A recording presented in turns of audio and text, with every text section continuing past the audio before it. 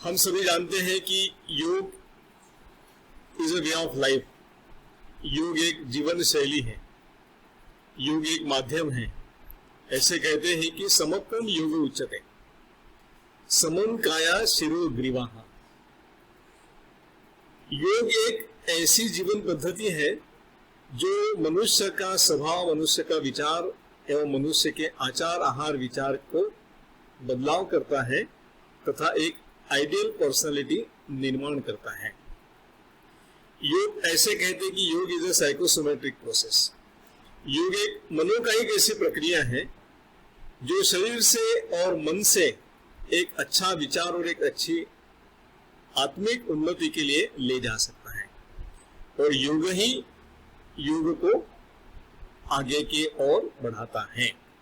हम सभी देखेंगे कि अष्टांग योग पद्धति यह एक ऐसी विचार पद्धति जो महर्षि पतंजलि ने निर्माण की, और इनका आज तहे दिल से हम स्वागत करते हैं तथा इस विचार प्रणाली को हम जीवन पद्धति में ला सकते हैं।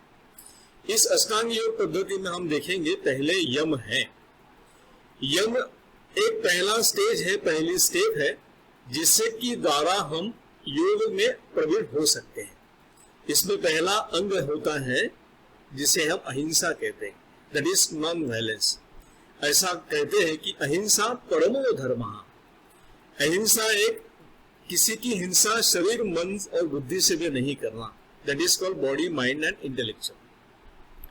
तो यमों में पहला हमने क्षेत्र देखा, पहला अंग देखा। दूसरा है सत्य। हम सब जानते हैं कि हमारा घोष वाक्य है सत्यमेव जयते। रघुकुल रीत चली आई, प्राण जाए पर वचन न जाए। यह भारतीय संस्कृति का एक अच्छा महत्वपूर्ण अंग है। इसीलिए योग एक जीवन शैली है, एक जीवन पद्धति है। इसी विचार से हम इसे आगे ले सकते हैं। तीसरा अंग है अस्तेय, that is called non stealing. हम सब जानते हैं कि जिस वस्तु पे हमारा अधिकार नहीं है वो हमारी वस्तु नहीं है, और यही योग पढ़ाता है, योग सिखाता है। अस्तेय, किसी का भी ज्यादा संग्रह न करना, यही भारतीय संस्कृति का एक विचार है। अहिंसा सत्य अस्तेय के पश्चात हम देखेंगे कि ब्रह्मचर्य, जिसका आचरण ब्रह्म जैसा हो, एक अच्छे विचार हो, वही एक अच्छा योगी भी बन सकता है, एक आइडियल पर्सनालिटी भी बन सकती है। तो ब्रह्म आचरण ये ब्रह्म विचार के लिए ले जा सकता है।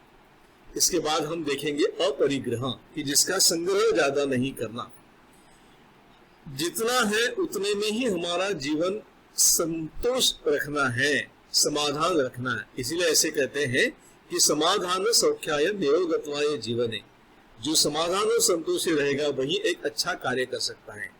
तो अपरिग्रह यानी जितना संग्रह हम कम कर सकते हैं उतना संग्रह कम करना। दोस्तों, इसके पश्चात हम देखेंगे अष्टांग योग में दूसरा है नियम, दैट इज कॉल्ड डिसिप्लिन। तो नियम तो हर जगह बनते हैं, हमारे महाविद्यालय में बनते हैं। तो नियम में पहला अंग है शौच, दैट इज कॉल्ड प्योरिटी। अंतर्गत और बाह्य।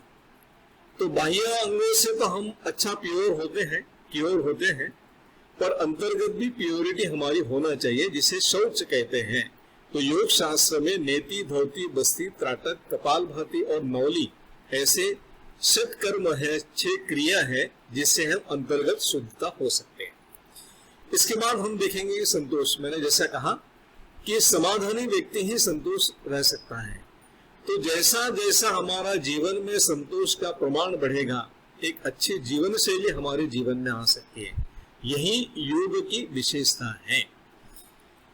संतोष के बाद तप है। हम सभी जानते हैं कि हम सभी महाविद्यालय के विद्यार्थिनी या विद्यार्थी छात्र होते हैं।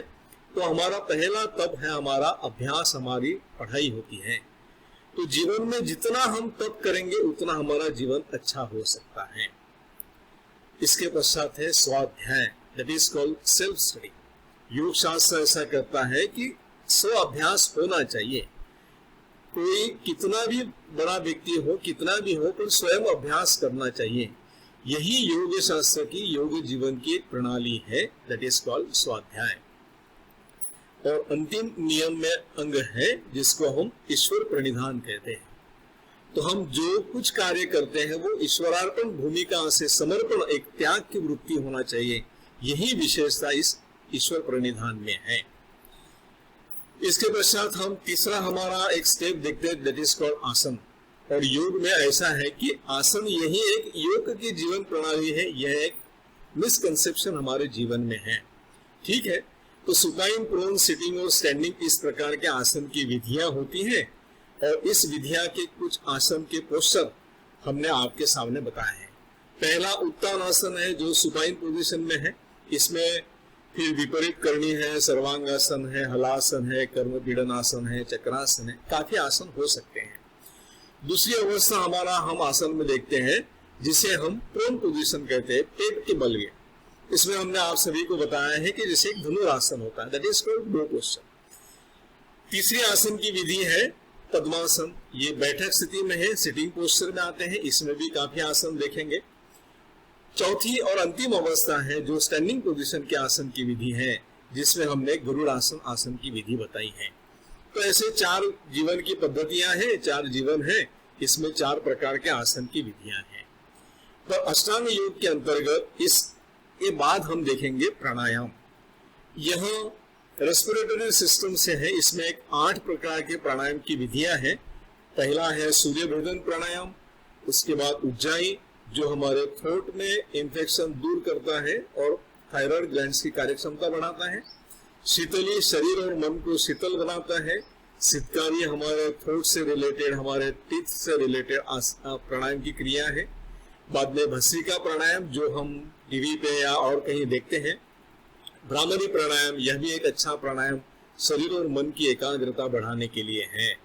इसके बाद फिर मूर्छा और अंततः प्लाविनी प्राणायाम की क्रिया है। यह भी अलग अलग प्रकार की विधियां हैं। इसके बाद हम देखते हैं कि प्रत्याहार, यम नियम आसन प्राणायाम, यह एक बहिरंग योग कहते हैं।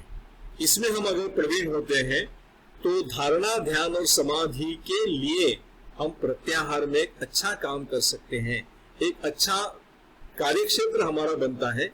यही प्रत्याहार की व्याख्या हम देख सकते हैं।